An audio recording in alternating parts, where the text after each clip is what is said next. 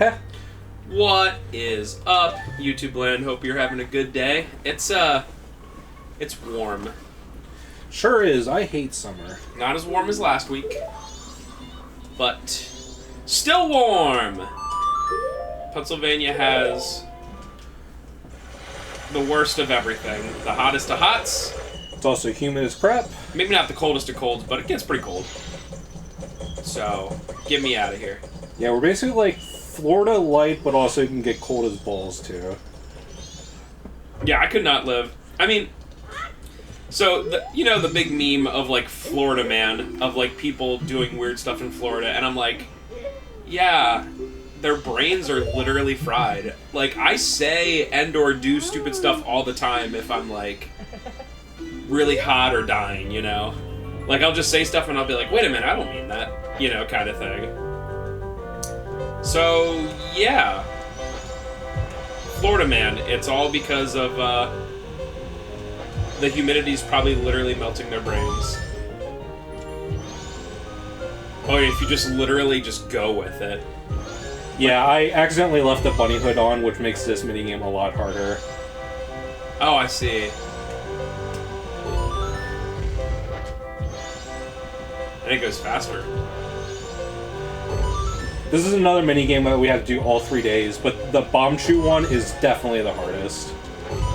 Oh yeah, because the other one's bombs in baskets. Yeah, and the third one is the easiest, because it's just shooting stuff with a bow. Quote-unquote perfect. Yeah, today's going to be a lot of getting ready for next part. Oh, yeah, folks. We're going to stop like right before Snowhead Temple. That's good. I think the thing Majora's Mask does best at is all the extra bonus things, all the heart pieces, all the mass. There really is no older Zelda game like it in that sense. I assume Breath of the Wild has more like things to collect. Almost all of the like heart pieces and stuff are exclusively those trials. That you go underground and you do like a little thing. Okay.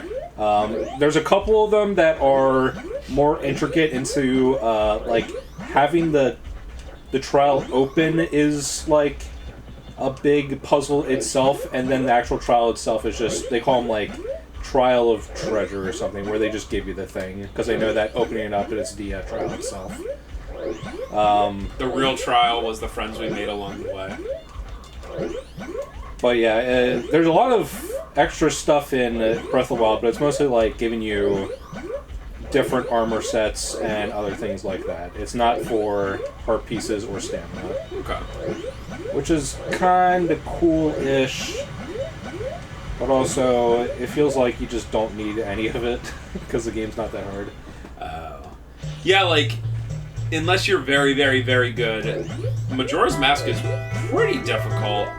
So it's one that it would beseech you to get most of the heart pieces you can, because I can't imagine fighting Majora with like 8 hearts and not the Fierce Deities would be something, in my opinion. For sure, yeah. Majora without Fierce Deity is pretty hard.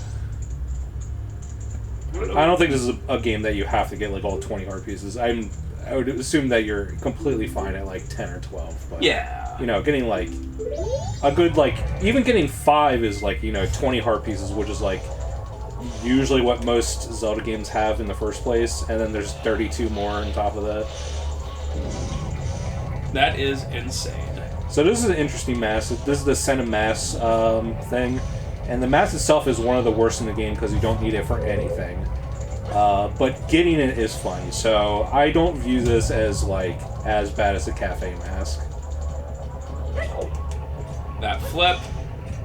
I like how you go so fast that you literally have to like slow your flip. Yeah, I don't think I ever mentioned this, but there is some modifiers that you can use in the recomp where you can boost movement speed, and I do have movement speed up by about 30%. Oh, okay. So for like everything. I do find that the movement in vanilla Majora's Mask is a little slow, even with the bunny mask. But, you know, 30% isn't like that much faster. It's not like I'm going double speed. And there's very few things it would actually, like, really affect. Yeah, it affects jump length, but really that's like it. And jump length is actually more annoying than anything. There's a point in Snowhead Temple where we have to get a very specific ferry where you have to jump on a bunch of invisible, very tiny square platforms. And when we do that, I do have to knock the movement speed back down to normal, because otherwise it's just like literally impossible. Huh. We're cooked, chat. Like, the rubber banding is amazing. Like, he was just kind of, like, chilling for a while, you know, and then you catch up to him and he's like, oh, yeah, I gotta go. Yeah, clearly you can't go past him. Yeah, and you can do this as, like, the Goron, like, speeding through it as, like, Goron Link, so there's definitely rubber banding going on. Okay, so you could set your speed to, like, 250 and he would still, like, knock... Okay, yeah. That makes sense.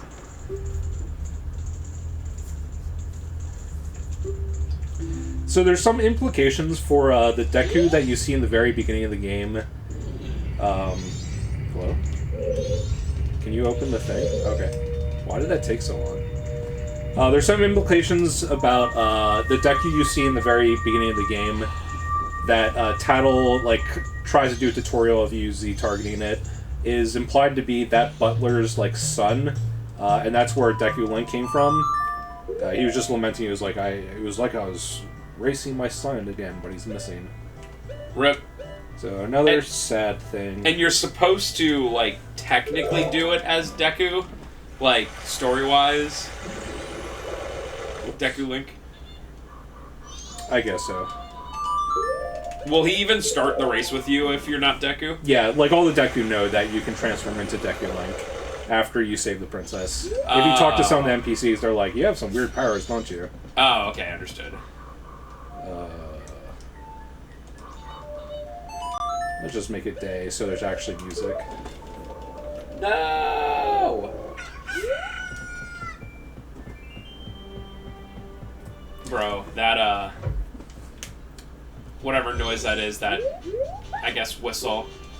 So I want to talk about something, because this is going to be a lot of mini-games. Uh-oh. So I want to revisit something we were talking about during the last sitting of Ender Magnolia. Uh-oh. About what were the reasons we played Pokemon games, and you said collecting them all, and you lamented how the newer games you cannot collect them all anymore. From what I understand. And that's definitely true. And I've been playing a ROM hack called Crystal Journey, which, by the way, if anyone wants to play a really good Pokemon game, play that game. It's like, might be my favorite Pokemon game. But that's like, they edited it so you can get like pretty much everything in that game again. And I take back what I said. The act of collecting them all when the Pokédex was smaller is so much fun. Yeah, that's the whole reason. And it's something that, like, I don't play a lot of the beginning games, like, a ton, because they're just so basic and there's not, like, a ton to do. And especially Crystal. Like, I like Crystal, and I think it has some, like, really good music and, like, aesthetics. And might have my favorite soundtrack of any Pokemon game. But that game is, like, Crystal is baby easy compared to even, like, other Pokemon games. Is it? Even compared to, like, Gold and Silver or whatever? Yeah, because the level curve is, like, Johto is, like, not a full region. You're fighting, like, Claire has, like, level 30 Dragonairs as the 8th gym leader. And then, like, Lance as the champion has, like, level 40 Dragonites. It's, like, it's just not a full region compared to, like, even Gen 1. Where, like, you know, Blue has, like, level... I think his ace Pokemon is, like, level 60, whatever the opposite starter you have. Do you still fight Red at the very end, like Gold and Silver? Yeah. That's obviously the thing about Crystal and Heart Gold Soul Silver that people point out as, like, a really cool moment. Because Red has such a high-level team. Like, the highest of any Pokemon game, except for, like, the newer Pokemon DLCs. I think Pikachu's, what, level 80?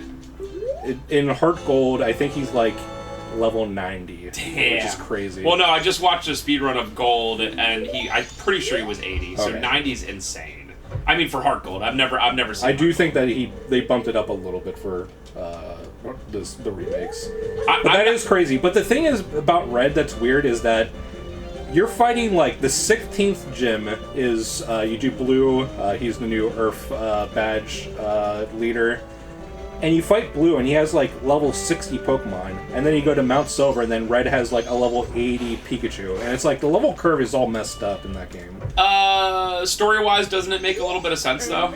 It does. Because Red always kicked Blue's butt. But in terms of, like, if you want to train your team to get ready for Red, you're just going to be sitting there for, like, 5 hours, just, like, doing nothing.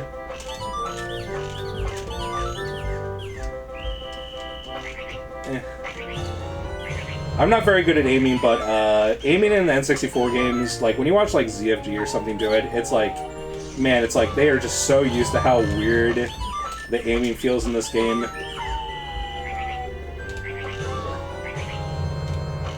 But yeah, in my, like I said in that one part in Ender Magnolia, I just don't see the point of playing Pokemon games if you can't catch them all.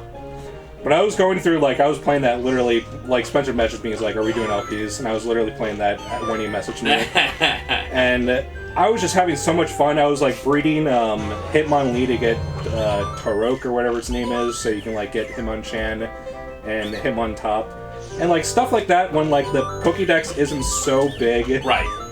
It's so much fun. It's like, I honestly forgot about how fun it was.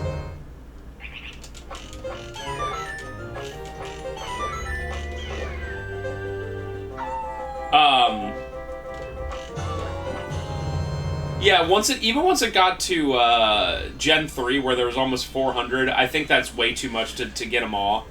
Even Gen 3 only has 380, but Gen 3 was infamous for not letting you connect any of the previous generations to it, and the Pokemon distribution in Hoenn was really bad. So collect them all in like the Gen 3 games, even if you have like Ruby, Sapphire, Emerald, Leaf Green, and Fire Red, it's still not possible to do. That's so lame. Yeah, like I said, literally for the first 5 years of Pokemon, it was gotta catch them all. That was the thing, gotta catch them all.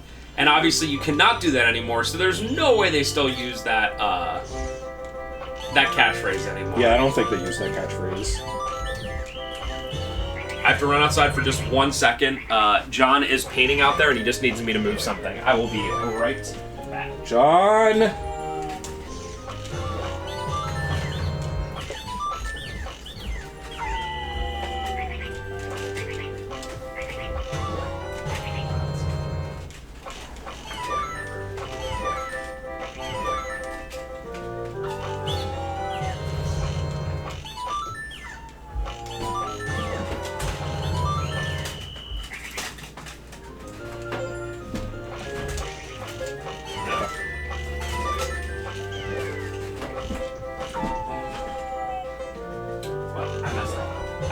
He's doing downstairs, so I just gotta run upstairs real quick. My bad.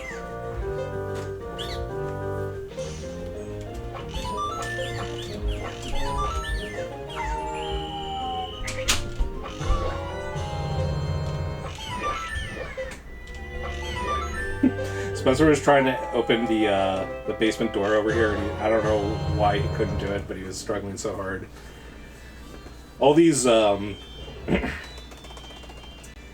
all these archery games we have to do twice because they give you the quiver upgrade and then they give you the heart piece. So, but it's fun. They're fine to do twice.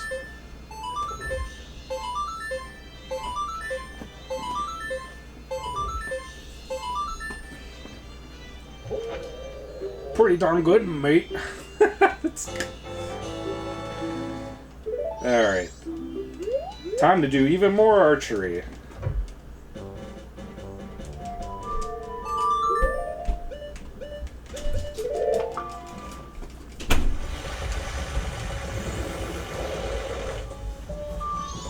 I am back, folks. Sorry, I had to move some stuff so the painting would be painted. How did we do on the thing? I think we won it. We won the shooting gallery. We have to do both the archery mini games right now. This one's way harder than the outdoor one. 39. Oh, the Octorok, or is that what they're called? I think so. At least the old ones were called Octoroks. I don't know if these are different than like Zelda 1 or whatever. I would assume so. This one's hard. Also, the fact that they use, like, blue and purple, I can tell the difference, but it's not real obvious. Like, why not just do, like, black and white or something like that? I guess so. I don't know. I think it's pretty obvious, but I'm not colorblind like you. Honestly, being slightly colorblind, it is a bit brutal. Like, I can tell the middle one you can't hit, but it's not, like, boom, like, really obvious. Maybe that's the point they were going for. Yeah, definitely could be. And, like, this game isn't, like, super hard, but there's some, combinations, like the X one, like this one. You have to do it, like, perfect. Okay, so it doesn't super matter, because I don't need to get 50 until the second one. But that one is, like, you have to do it so fast and, like, perfectly before they disappear. The X is definitely the hardest.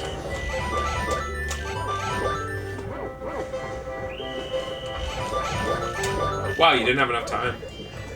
Yeah, and you also have to do it really fast. Okay, that is a really, really good reward. Is that just the first time you do it, or...? Yeah, you just have to beat 39 to get the quiver upgrade, and then to get the heart piece, you have to get a perfect score. And that's on any day. You just come in and play. That's really good. I always love... I mean, heart pieces are nice, but, like, bigger quivers... bigger bomb bags, stuff like that is always really cool. Giant's wallet. Yeah, in this game, the upgrades are pretty easy. The 2 quivers are just the 2 archery mini-games, and then the bomb upgrades are saving the bomb lady, and then the other one is doing the ocean sea house on day 1. Or no, it's, the Deku and Snowhead. Damn it. And there's no way you can end it, huh? Where'd he go? He said, I'm not gonna be here while this literal 10-year-old child has a bow and arrow. Oh my god, he just comes back. And he has eyes. Also, this guy woke up and was like, I'm gonna wear a vest, open, no shirt underneath. Gotta show off my chest here. And, like, clown pants? Clown shorts? He chose violence today. I think the weirdest merchant NPC is the guy whose back is itchy. Like, he just constantly is scratching his back, and it's like, man, just, like, can we get this guy some lotion? I just feel bad for him.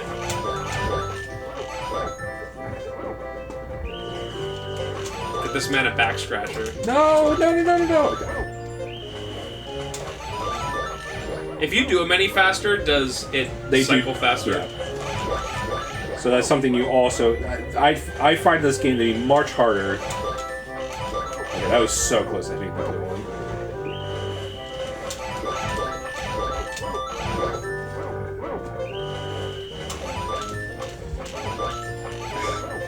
Aiming in this game is so annoying. It's like the movement is just like... The sensitivity is like all or nothing.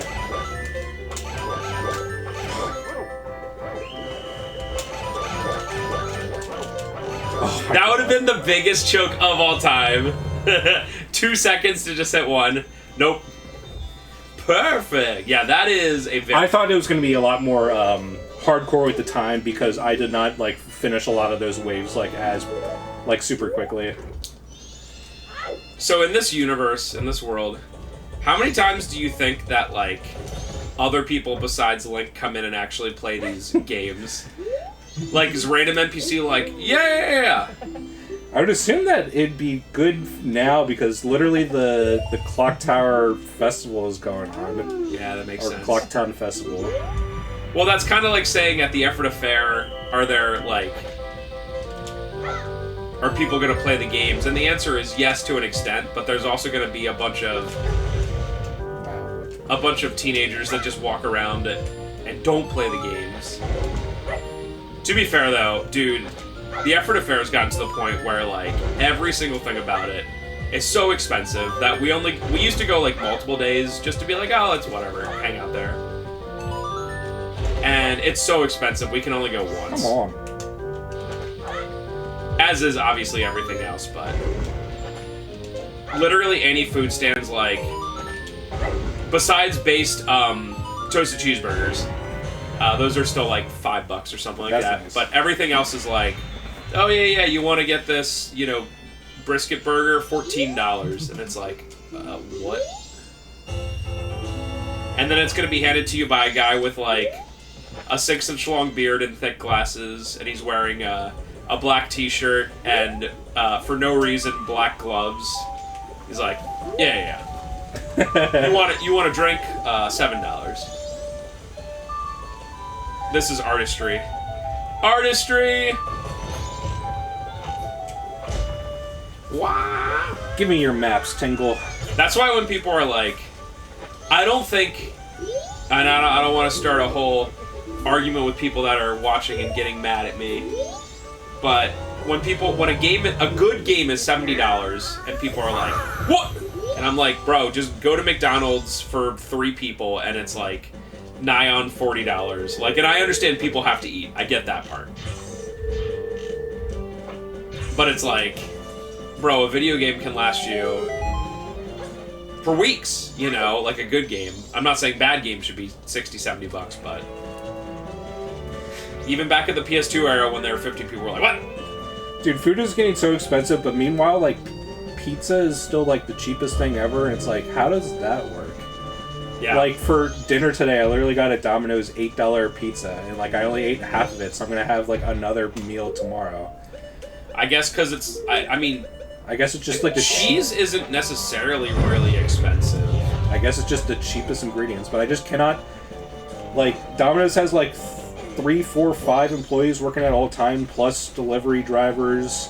And it's like, how could they possibly make money running this store with 5 employees and a bunch of delivery drivers selling $8 pizzas? But maybe it's one of those things I don't know. I don't care about logistics. Just give me the $8 pizza. Yeah, they make so little on each one, but they go through, so much, if I had to guess. Meanwhile, by the way, if you look at graphs of, like, how expensive stuff's gotten at, and obviously stuff like food and rent and whatever, like, the graphs are just shooting up. But televisions are ridiculously cheaper than ever. Like, it's absurd. Like, I don't have the exact numbers, but you could get, like, a 70-plus inch TV for probably under $1,000 nowadays. Which is, like, pretty crazy. And also, like, it may not be, like, a super brand name, like an LG or something like that, but nowadays the differences between TVs like that are so small, in my opinion. And, like, if you're hardcore, maybe. And, like, they're all coming out of the same Chinese factory. Yeah, right. It's like, I don't know, there's definitely some sort of, like, quality control difference, and, they probably have some proprietary technology that the Chinese factories aren't supposed to steal, but probably do anyway.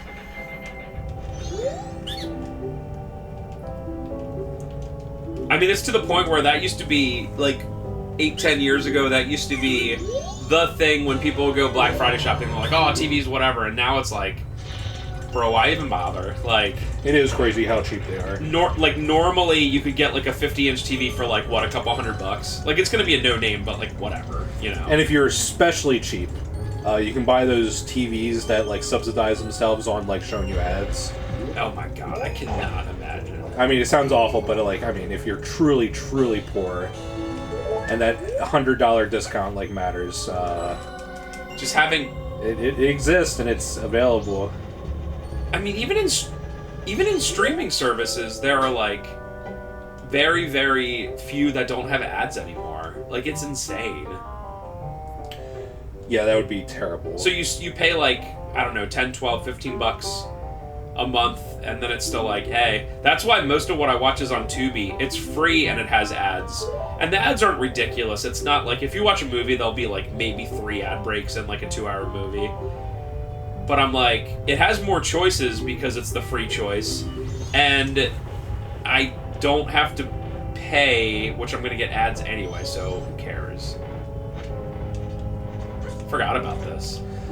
This is also kind of interesting because I think every day there's a different like pattern that shows up. Because I was practicing just on day 3 because I was like, maybe I should just like do all of the Honey Darling minigame right away so I can get it over with.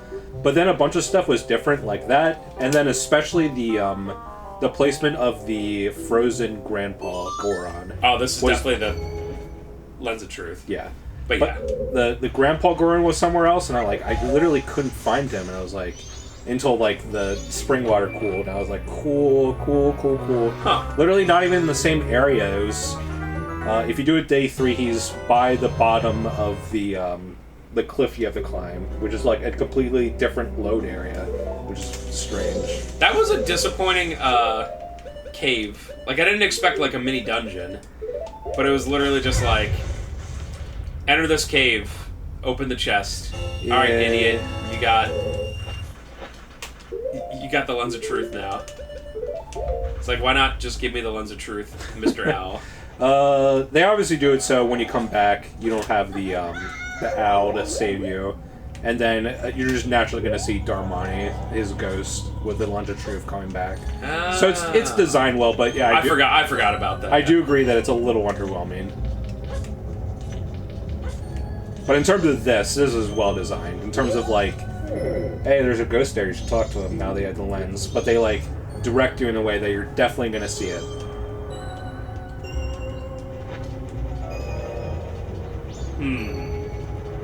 Wonder where he is. Yeah, unfortunately we can't just like rush past him. We have to like watch him do the screen transitions. I didn't know Ghost had shadows. Yeah, that's pretty nice. Yeah. Do you get something like Iron Boots in this? No Iron Boots. Oh, I guess the Goron kind of makes up for that. Well, the Goron can't go underwater, but the Zora is infinitely better than Iron Boot Link. That's true. In fact, if you go in the water as Goron Link, you immediately I was thinking the Iron Boots made you not slip on Oh. Yeah, I think as Goron Link you don't slip. I think so. We can test it out in 1 second. I just really hate slippy doodads in video games. I'm like, yeah, ice physics on. is the worst trope.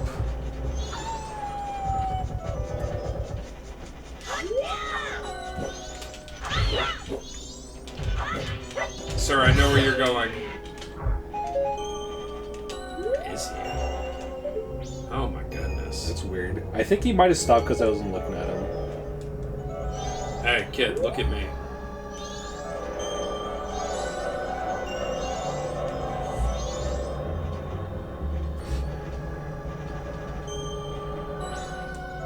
Heh. Boom, boom, boom. Comfy mountain village. I really like the when we go to the blacksmith lodge. Just comfy. Pure comfy. So do you think, do you agree with me that the only true ending of this game is obviously you help everyone out, you get all the masks, but before you go fight Majora, you have to go to all of the all 4 of the dungeons and beat the bosses, so you can like unmess up the swamp and unmess up Snowhead. You know what I mean? Yeah, for sure. And I think you should help out the... Wait, did I go right or left? You went left. Okay. And I think you should also help out the guys that are, like, really suffering. Like, you should probably do the Andrew Caffey quest if you can. And some of the other ones. Although, some of the... Time travel in this game is a little bit, convenient in terms of, like, not making you, like, redo a bunch of stuff. And obviously, if the time travel is like legit, like you would have to get the bow and arrow and like the Goron mask and the Zora mask like over and over. So Well, it doesn't make a whole lot of sense for that stuff that remain in your inventory. But there are like some quests that you do or that are like permanently done. Yeah. Well, if you think about it, a lot of the making the moon not fall would automatically fix a lot of the stuff. You know what I mean? Because a lot of the problems that people are having is because of that.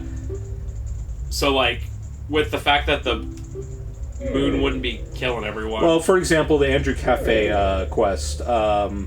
Cafe finds the hideout in Akana Valley and goes... He tries to get the sun mask from the thief. But if you go in there by yourself, you're trapped. And presumably, maybe